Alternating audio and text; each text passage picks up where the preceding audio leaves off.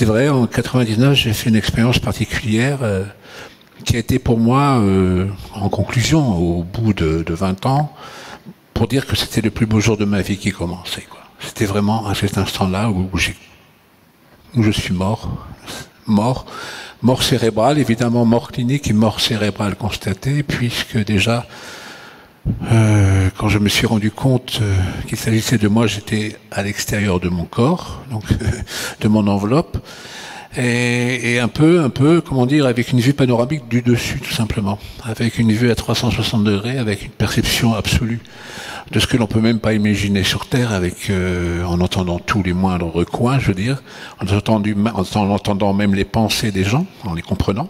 Donc ça a été une expérience évidemment fulgurante, parce que je venais d'un monde évidemment restreint, pour découvrir un monde extraordinaire et étendu. Voilà. Donc ça a été la première surprise quand je me suis vu à l'extérieur de mon corps, moi, où on parlait de mort. Je ne pensais pas faire le parallèle avec moi-même, puisque j'étais observateur là, à ce moment-là. Et c'est en m'apercevant plus ou moins dans la discussion au travers des champs opératoires qui n'existaient plus, pour le coup, puisque j'étais capable de voir à travers la matière. Et je vous expliquerai après pourquoi, puisque ça a été la preuve que j'ai amenée de cette expérience, qui a été quand même vérifiée, hein, donc ça a été formel pour beaucoup. Je me suis vu allongé sur sous le signalétique, vous savez, sous cette table d'opération, et je me suis dit, je me trouvais un peu pâle.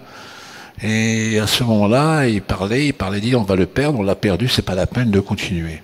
Alors, cette opération était quand même très particulière, puisqu'elle faisait partie tout un programme que la clinique de Tours, parce que c'était une clinique qui était à Tours, avait mis en place pour mettre une nouvelle technique de remplacement de la valve mitrale. Donc ils ont fait venir un chirurgien spécialisé du Canada, le professeur Tyrone de Toronto, qui avait lui-même inventé cette technique. Donc, en tant qu'Européen, j'ai bénéficié pour la première fois de cette nouvelle technique. Donc, derrière, il y avait évidemment des enjeux financiers très importants, c'est pas rien. Donc, il fallait absolument que l'opération réussisse. Ça, c'était clair.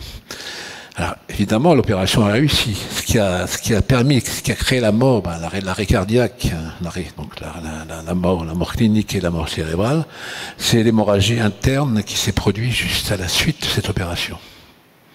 Une fois refermée, la veine cave a été mal suturée, un problème de plomberie, hein, et a lâché très rapidement tout le sang qui était en moi. Donc, résultat, le cœur s'est arrêté, manque de carburant, et du coup, manque d'oxygène, le cerveau, pareil.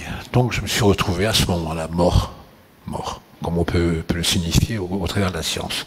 Alors, voilà, donc, une fois que j'ai accepté cette finalité, quelque part, de me dire, je suis mort, puisqu'il parle de mort, à ce moment-là, c'est précisé devant moi un espèce de tunnel, hein, comme vous avez pu entendre partout, hein, c'est à peu près le même schéma. Un tunnel qui n'était pas noir pour autant, il était très énergétique, avec des volutes très fortes, des espèces d'énergie qui brillaient de partout, avec des couleurs magnifiques, mais aussi avec un son extraordinaire.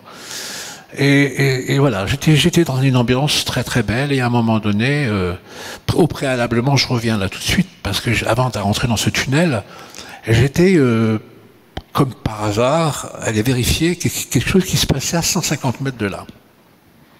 Alors, est-ce que j'ai fait le déplacement? Je n'en sais rien, mais je peux vous dire que j'ai suivi une conversation entre une infirmière, donc dans une autre aile du bâtiment, hein, de la clinique, où il y avait un autre bloc opératoire, et pour lequel un patient avait été amputé des 2 jambes.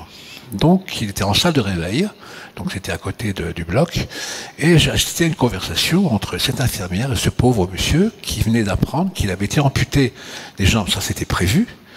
Mais pas ce qui était prévu, c'est qu'avant l'opération, c'était entendu qu'on le faisait en dessus du genou. Et cette fois-ci, là, pour des raisons que je ne connaissais pas, médicales certainement, la pathologie était nécessaire, était plus grave que ça, on l'a coupé au-dessus du genou. Donc son problème, c'était les problèmes de prothèses, tout simplement. Il avait envisagé certaines prothèses avant, et tout ce qu'il avait envisagé, il pouvait le mettre à la poubelle parce que c'était différent. Voilà, donc j'ai pu avoir le nom, je connaissais le nom de ce personnage, je connaissais le nom de l'infirmière qui discutait, donc j'ai pu rapporter par la suite, évidemment, toute cette conversation entre 2 personnages. Comment j'aurais pu le faire, sinon, que par ce moyen-là, puisqu'il y a quand même le secret médical, on ne partage pas forcément les problèmes des uns et des autres au niveau même médecin, je veux dire, c'est pas une obligation. Et moi-même, en tant que kidam, comment j'aurais pu, voilà. Donc ça a été pour moi une preuve apportée qui a été vérifiable et vérifiée après par le chirurgien qui m'a opéré. Hein. Quand j'étais le voir 3 mois après, quand je lui ai dit que pourquoi vous ne m'avez pas dit que j'étais mort, c'est scandaleux quand même, vous auriez pu me prévenir, parce qu'il y avait, c'est pas rien. Ah mais comment vous l'avez su? Ah, mais je dis, mais comment je l'ai su? Parce que non seulement je vais vous expliquer ce qui m'est passé, et là je lui ai raconté toute l'histoire, évidemment. C'était pour lui un bouleversement total. Je lui ai même relaté ses propres idées par rapport au professeur Tyrone qui était lui à ses côtés au moment de l'opération. Tout ça, toutes les idées échangées, tout j'ai pu rapporter toute cette discussion sans aucun problème.